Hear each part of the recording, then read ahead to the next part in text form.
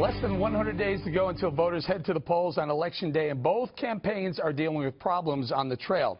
We'll get to Hillary Clinton's stunning remarks on Benghazi and her email scandal on Fox News Sunday a little later. But first, Trump faces backlash for his criticism of Khizr Khan, the father of a Muslim American soldier who was killed in Iraq and who delivered an emotional speech at the DNC. Khan said Trump has never sacrificed for America. Trump responded to the attack on ABC yesterday. How would you answer that, Father? What sacrifice have you made for your country? I think I've made a lot of sacrifices. I work very, very hard. I've created thousands and thousands of jobs, tens of thousands of jobs, built great structures. I've had tremendous success. I think those are sacrifices? Oh, sure, I think they're sacrifices. I think when I can employ thousands and thousands of people, take care of their education, take care of so many things, even in military, I raised and I have raised millions of dollars for the vets. I'm helping the vets a lot. Trump also questioned whether Khan's wife, who was silent on stage next to her husband, was allowed to speak publicly as a Muslim woman. Khizr Khan then slammed Trump for criticizing his wife. For this candidate for presidency to not be aware of the respect of a gold star mother standing there, and he had to take that shot at her, this is height of ignorance. This person is total incapable of empathy. I want his family to counsel him, teach him some empathy. He will be a better person if he could become, but he is a black soul. All right, KG, so both campaigns had rough weekends, rough Sundays, Sunday shows and whatnot. Talk to us a little bit about what went back and forth with the Khan family, the Trump campaign, the Khan family again, and then Mike Pence making a statement on behalf of Donald Trump. I mean, obviously, the Trump-Pence camp tried to, massage the situation and clean it up. It's very difficult to be in a situation like that. I mean, it's like the third rail. You just don't even touch or comment about a Gold Star family. There's really no where you can go with something that is so sacrosanct, like a family who has lost and made such a huge sacrifice with losing their son by serving this country to protect our liberty and our freedom. We have been very specific on this show when we have said that we believe that we want to be partners with the Muslim American community to help serve, to help combat against radical extremism and radical Islamist terrorism. So those are people we want to build bridges with. We want to be inclusive and show that we're a country that is united and compelled to fight together in a meaningful way against terrorism on our shores and abroad. That being said, when you have a family like that who's lost, a son, it's very, very difficult. And you have a mother who's standing there, right? So she's being supportive of her father and standing there in honor of her fallen son. That's a really, powerful moment. Yes, it happened at the DNC, but it's about us all being Americans. And I think they tried to, clean it up and make amends for it. I mean, it would have been better if nothing had been said at all, of course. Right. Dana, so something was said, and as Kimberly points out, there was trying to, a whole process of trying to clean it up.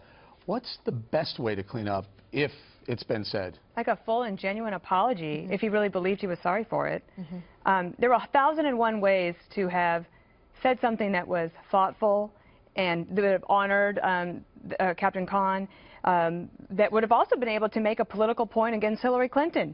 There's 1,001 ways I could write 1,001 statements on the chalkboard, but he chose the one way to crap all over them, and then to accuse others of making a story. He created a 5-day story out of this, and he's facing the weakest Democratic candidate in a generation, and he's like a wrecking ball of his own campaign, forcing other Republicans and his supporters to have to twist themselves into knots and also to further disparage Khan's family by suggesting that maybe he's not here in the country legally. Maybe he's doing something illegally in his work where he's helping people get their visas. I think it's appalling. And then when you have just practically the VFW, the Veterans of Foreign Wars, they put a statement out today. They have 1.3 million members. Their statement today is that this is unacceptable.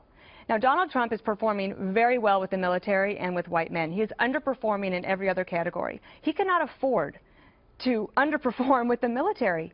And this is the exact kind of thing that might make, it doesn't necessarily make people want to vote for Hillary Clinton, but it does make people say, I've been looking for a way to support you. I've been looking for a way to basically say, yes, I think that I can support you, even if it's just for the Supreme Court. But then something like this is so despicable And I have a deep personal relationship with a lot of Gold Star mothers. You know, when Patricia Smith of the Benghazi families, when she spoke at the Republican convention and trashed Hillary Clinton, the Clinton camp, even though they might have wanted to respond, at least they did the right thing, and they didn't say a word. That would have been better for Donald Trump and certainly for the Khan family, and I apologize to you. I feel terrible for what you've been through. I have a son, and I cannot imagine losing a son. Anyway, and especially defending the country, I'm not defending the comment by Trump, but let me just offer at least some devil's advocate to this. Hillary Clinton was the one of the two candidates who did vote for the Iraq War, because their Khan's son died in the Iraq War. Well, let me ask you. Was that the right place for them to put this out there on the DNC stage? Well, sure. I mean, the man wanted to speak. He wasn't coerced. He wasn't tricked. He wasn't fooled. He spoke of his own volition. He wanted to make a statement about the fact that he felt, and as he said, Muslims are key in terms of support for the United States in the fight against terrorism. And then, after saying so, he said, you know, don't remember, my son and I would not have been in this country if there had been a ban on Muslims immigrating to the United States. And then he held up the Constitution to say the Constitution says there shall be no religious test on people coming to the United States or serving. So I think his statement was heartfelt. So I don't see any, but I wanted to ask you, given what you just said you just wanted to play devil's advocate here, but I wanted to ask you, what do you think? Oh, I would, like I said, the thought of losing a son, any way, shape, or form, is heart-wrenching.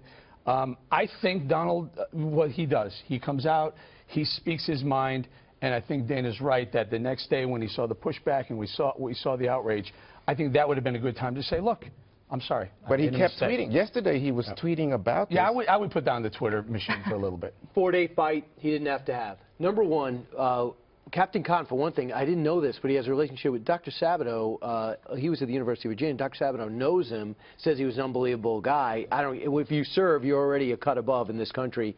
Anyway, he loses his life in Iraq. And by the way, the war was the right war, executed originally poorly, finished up strongly, and then thrown in the street by this administration. So now all of a sudden to say the Iraq war is a huge mistake is forgetting how the Iraq war happened and what led up to that. So I think that's a bad premise. Number two, about Captain Khan. Donald Trump never said Muslims shouldn't be in the military. All he has to say is, wow, I cannot believe the loss. I see how hurt he is. I hope he doesn't blame me for that. Let me clarify my statements again. I'm worried about the refugees coming here. In the mix of the refugees coming here, they might be jihadists in there, and they might have a San Bernardino and Orlando next. He never said Muslim Americans are any less important than Italian, Irish, or German Americans. We have 5,000 who are active right now.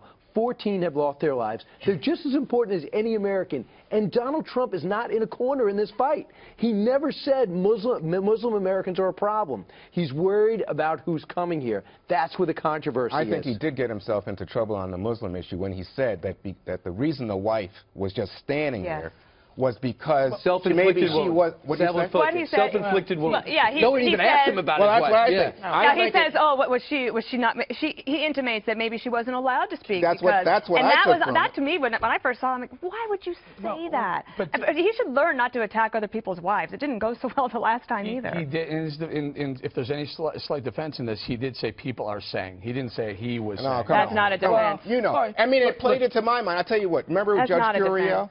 When he can't see beyond his stereotype here. He says a Muslim stereotype, then he comes back and he says on a tweet, this is really about fighting radical Islamic terror, not understanding somebody lost their life, man. No, listen, no one's defending it. Okay. I'm pointing out, again, playing some devil's advocate, don't shoot me for this. Again, losing a son, heart-wrenching. Yeah. I would never have said what he said. Well, right, and there's a lot of things he can say because he has children that he loves very much. I'm curious to ask Dana what you think he should have said that would have been good, an example to George Stephanopoulos in that interview to relate with a family that has children. Especially, like I was thinking, like, when we rewatched the clip of when George Stephanopoulos asked about the sacrifice question, he says, oh, well, I've sacrificed so much. I think that what you could have said is something I remember Rudy Giuliani said on 9/11 at around, I think, noon on 9/11, Rudy Giuliani, the mayor of New York at the time, gave a press conference, and they said, how many are dead? And he said, more than anyone is going to be able to bear. Yeah. And that spoke to everybody. And I think that in that question, if Donald Trump believed it in his heart, he could say, I could never compare anything in my life to his sacrifice, and I just want to honor Captain Khan. I have nothing but respect for the Khan family. Done. It's not hard. If you believe it from your heart. Can you do it now? I think the only way he could do it is if he actually truly believes it, because people can smell a phony from a million miles away. And I think that the best thing, I think the other thing that they tried to do was to change the topic and to get, we're going to talk about it later in the show. Yeah. They're like, oh, let's talk about how the election will be rigged by the debate system that's been in place for a year. The total phony controversy that they're trying to gin up to try to think of anything to get that people to stop talking about Captain Khan. You know what strikes me, too, is it's put everybody at this table on uncomfortable ground, but it's more importantly than us, the Republican leadership. Yep. I mean, you get John, everybody's now going back to the John McCain comment, the comment he made about McCain. McCain comes out and says, yeah, he's the Republican Party's nominee, but he doesn't have a license to defame, speaking of Captain Khan, the best among us. And you get Paul Ryan now going back to say, you know, I have said this ban on Muslims is wrong. Mitch McConnell, all U.S. service should be valued. I mean, this is really down ticket all around, not good. Final thought? My final thought is John McCain did come out and says, as you are the nominee of the party, essentially to paraphrase, you got to represent the party better. But he didn't say, I'm never going to vote for you. I've had it with you. They always left the door open. Yeah. So, and Mike Pence, I thought, walked it back in a very professional way in his statement, which I shows thought that the role was he weird, plays. though, that the vice presidential candidate is trying to say, oh, no, Donald Trump and I totally believe this in a written statement. But everything about this is weird. Yeah, it's bad. The whole They had to 2 years do- has been weird. they had to do There's something. nothing It has been a traditional about this crazy election cycle. But maybe, like All right. Dana, you said, that believe Mike Pence, who is well respected and a good man, that Oh, he's not what gonna he be, thinks. Yeah. All right. I'll leave it right there.